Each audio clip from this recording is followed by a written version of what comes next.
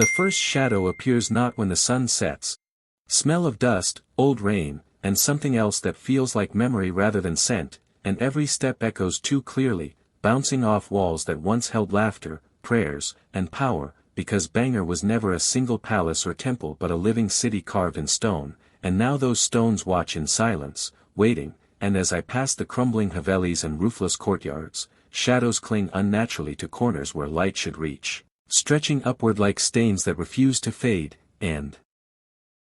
I begin narrating softly, not for the camera alone but to calm myself, reminding viewers that legends say no one should remain here after sunset, that voices follow travelers, that footsteps answer your own, and suddenly I hear it, a step that is not mine, perfectly timed, perfectly close, and I stop, heart pounding, listening to the fort settle, yet the sound comes again, closer now, as if someone invisible is testing my fear, and when I turn, there is only a collapsed wall and a doorway leading into darkness, an old room where the ceiling has fallen away and the sky stares down like a single unblinking eye, and inside that room the shadows move differently, not sliding with the light but folding inward, curling, gathering, and I feel watched from every angle, from windows with no glass, from carvings eroded into faceless shapes, and I remember the stories of curses.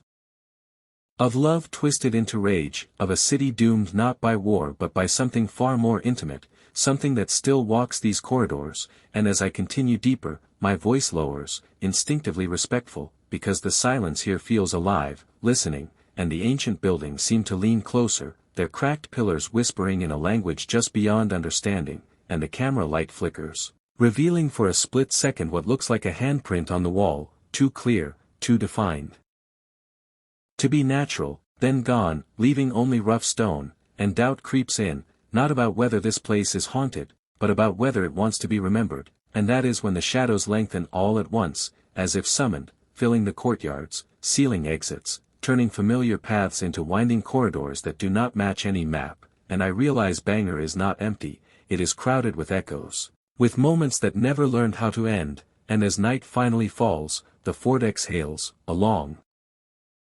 low sound carried by the wind, and I whisper to the viewers that if they can feel this chill through the screen, if these shadows have reached them too, then they are already part of this story, and the only safe thing to do now is stay with me, stay aware, stay curious, because the ancient buildings of Bhangarh do not reveal themselves to those who rush, they reveal themselves to those who listen, and as I step into the heart of the ruins, I sense something following, not with feet, but with intention, and the chapter closes with the certainty that the shadows have noticed us, and they are ready to tell their side of the story. When the shadows speak. By the time the moon climbs above the broken towers of Bhangarh Fort, the ancient buildings look less like ruins and more like witnesses standing in judgment, their outlines sharp against the sky, and the shadows now move freely, no longer pretending to belong to walls or corners, but stretching across floors and climbing pillars like living ink, and I continue forward because turning back feels impossible, as if the fort itself has shifted behind me, and every step draws me closer to the center where legends say the silence is loudest, and as I speak to the camera, my words feel slower, heavier, like the air is pressing against my voice, and I tell the viewers that this place remembers everything, that every prayer whispered in hope and every scream swallowed by fear has soaked into these stones, and suddenly the temperature drops, breath turning visible, and a low murmur rises, not from one direction but from everywhere, blending into a sound that feels like chanting, like the city repeating its final moments again and again, and I pass through a temple courtyard where idols sit broken yet dignified, their eyes worn smooth by time, and for a moment the shadows gather around them, bowing, retreating, as if even darkness knows respect, and then the murmur becomes clearer, forming words that are not heard but understood, a warning, a plea, a command, and images flood the mind, of lanterns flickering in narrow streets, of doors slamming shut, of people realizing too late that something has gone wrong, that the night is not ending, and I stumble, catching myself against a wall, and the stone feels warm, unnervingly alive, pulsing faintly like a heartbeat, and I realize the fort is not haunted by ghosts alone but by moments that refuse to die, and as the camera light sweeps across an archway,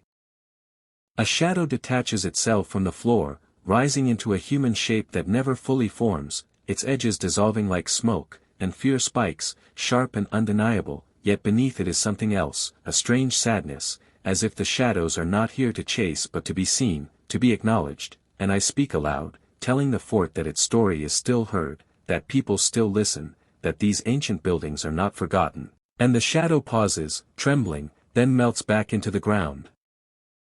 And the murmurs soften, turning into a sigh that ripples through the ruins, and paths that were twisted begin to straighten, moonlight guiding the way, and I understand then that Bhangarh does not trap everyone, only those who treat it as a challenge rather than a memory, and as I slowly make my way toward the exit, the shadows follow at a distance, no longer threatening, just watching, ensuring the story leaves with me. And before stepping beyond the fort's boundary, I turn one last time, telling the viewers that what they've experienced tonight is only a fragment of what these stones hold, that every ancient building here has 1,000 untold stories waiting in the dark, and if they felt the tension, the mystery, the pull of these shadows, then there are many more journeys ahead, many more forgotten places to uncover together, and I ask them, sincerely, to stay connected, to subscribe, not just for stories, but to keep these echoes alive, because as long as someone listens, the shadows remain stories, not warnings, and with that final thought, I step away, leaving Bhangarh Fort behind, silent once more, its ancient buildings settling back into stillness, while somewhere within, the shadows whisper our names, grateful to have been heard.